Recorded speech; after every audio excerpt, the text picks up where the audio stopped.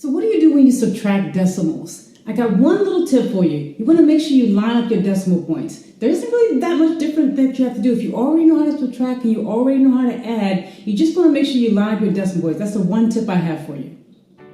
Welcome to Decimal Basics Part 3.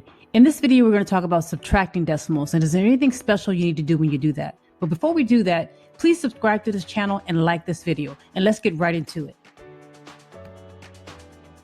The great news is that there's nothing different or special you need to do when you're subtracting decimals. If you already know how to add and subtract in general, and if you already know how to add decimals, well, there's nothing different you really need to do when it comes to subtracting decimals. Take, for instance, this problem. 20.50 minus 14.65. Well, there's nothing special or different you need to do because there's a decimal place there. You just have to make sure that the decimal places are aligned and then subtract as normal. So you do your normal subtraction, but please make sure that the decimal places are aligned in order to do that. But what if you have a situation where there are no decimal points in the number? Say, for instance, you have 20 minus 14.65, or let's say you have $20 taking away $14.65. How do you handle that?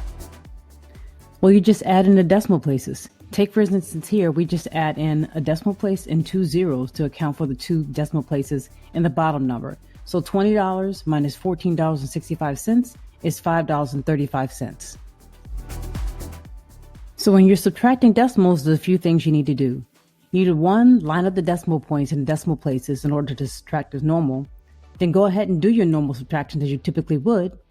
And if you need to add in some decimal places to account for numbers where there are no decimal places in order to complete the problem, go ahead and do so.